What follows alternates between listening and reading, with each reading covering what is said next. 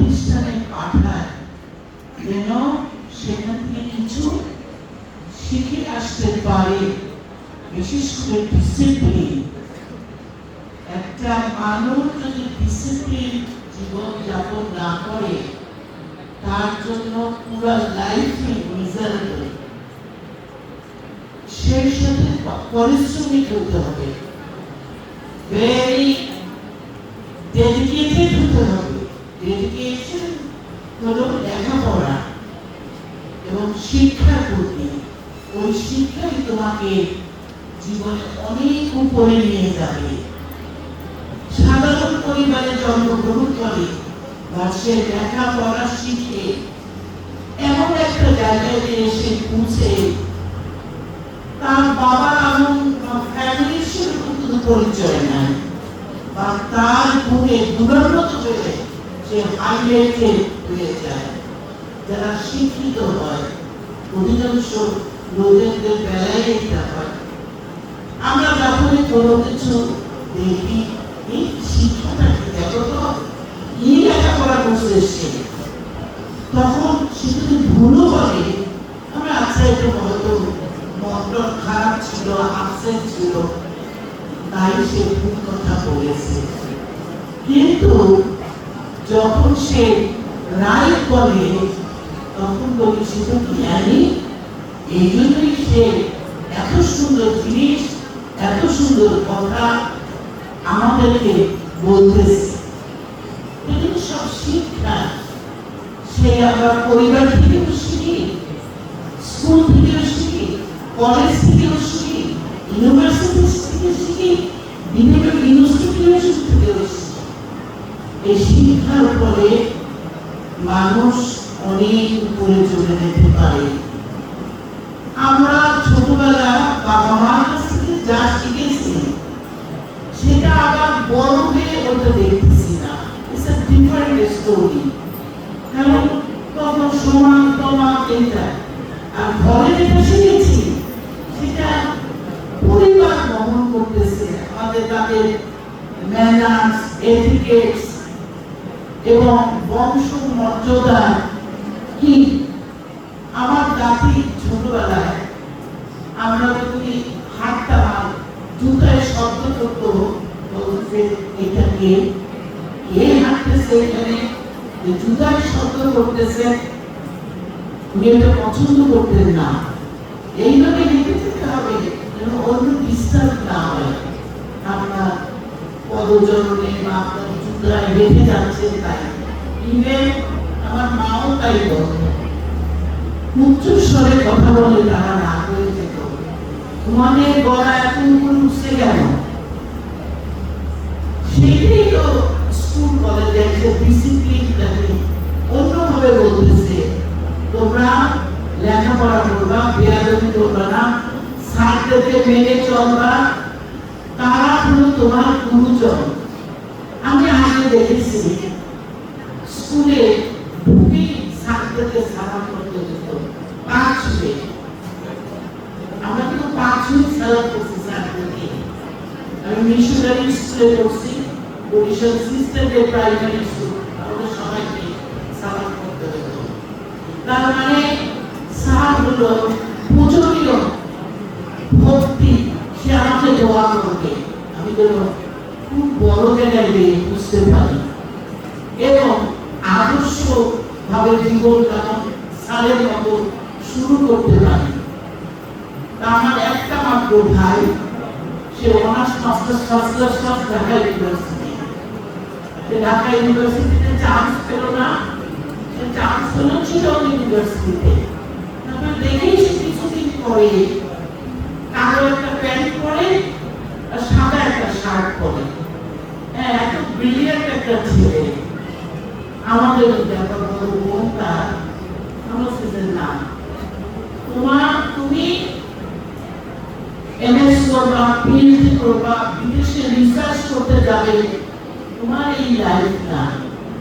তোমার লাইফ মানে university life আছে, বাবা আমি বড়, আমাকে এই লাইফে চাইতে যায়।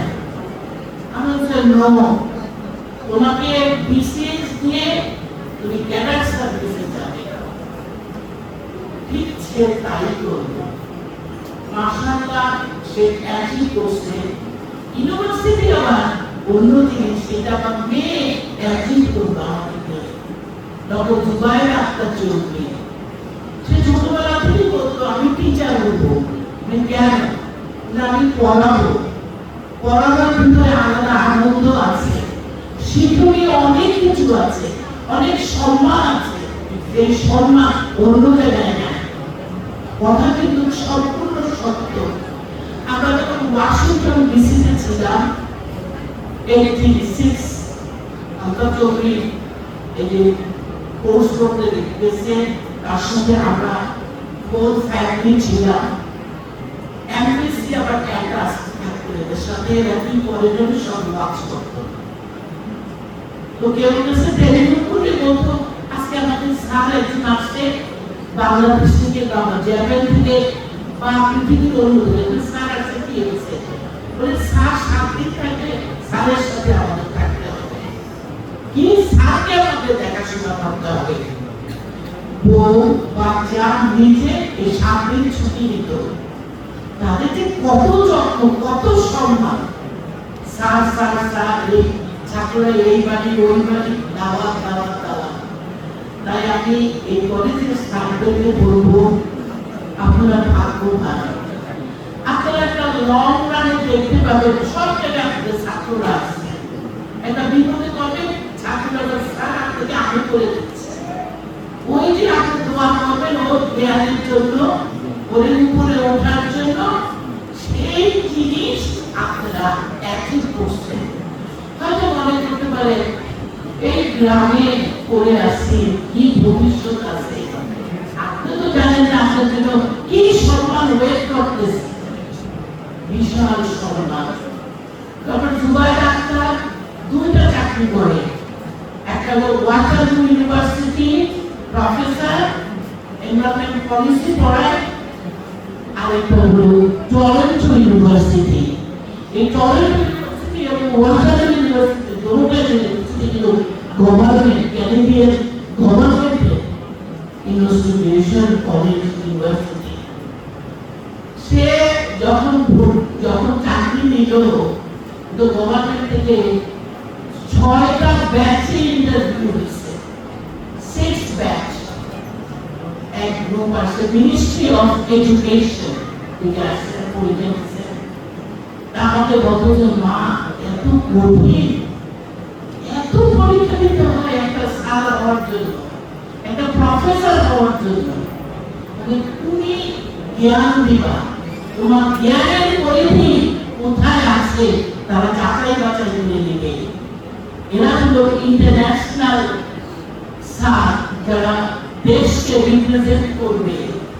কিভাবে তার দেশে তার প্রফেসর পড়িয়ে দিচ্ছে। এক একটা বাচ্চা $60,000 দিয়ে আসে, $60,000 করতে আসে দেশে। বাবা মা তো বিরাট আশা করে পাঠায় দেশে, পড়াশোনা শেষ করবে, সাকসেসফুল হবে, ভালো একটা জব পাবে। এই তো সেখানে তো শারীরিক মতো না পড়াইতে পারে, ওকে কি জ্ঞান দিবে? এই জন্য তোমাকে 6 বার ইন্টারভিউ দিতে হইতেছে। তো সে দুটো স্বাভাবিক প্রফেসর হিসেবে এখন শুনতেছি সে হলো স্পেশাল প্রফেসর। স্পেশাল সাবজেক্টের জন্য তাকে সেই অ্যাসাইনমেন্ট দেওয়া হয়েছে, বলে সামারে আমার ছুটি নাই। এটা কিসে থেকে হয়েছে? এখনো অধ্যয়ন, এখনো সে সময় দিচ্ছে, পড়াশোনা করছে, নিজেকে উৎসর্গ করছে এই লাইনে। আজকে যে ছাত্র ছাত্রীরা যারা নবীনরা ঘুরতেছ পড়াশোনা করতে, তোমাদের অনেক ডেডিকেটেড করতে হবে, অনেক পড়াশোনা করতে হবে, উপরে যেতে হবে। ছাড়ে পড়ে বিভিন্ন যেটা বুঝতে না সেটা ছাড় বুঝে, এবং ছাত্রের সাথে এত বিনয়ের সাথে আচরণ করতে হবে যে তোমার বাবা মা যা আছে তার তো সে কোনো অংশ সব না, এটা স্যার তোমাকে গাইড করতে আসে।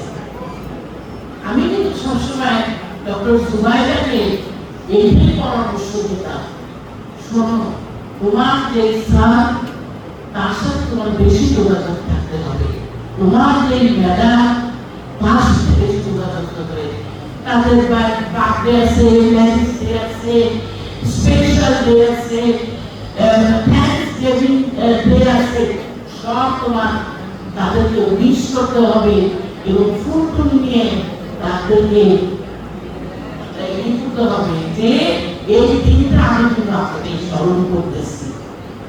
এটা কিন্তু বাবা মা বাচ্চাদেরকে বলে দিতে হবে, সারা বলে দিতে হবে যে আমরা তোমাদের কাছ থেকে লেখাপড়ার পরেও এমন কিছু চাই যেটা যেন আমরা সবসময় তোমাদের কাছে শ্রদ্ধাশীল হয়ে থাকি এবং অনেক কিছু ছাত্রদের কাছে শেখার আছে।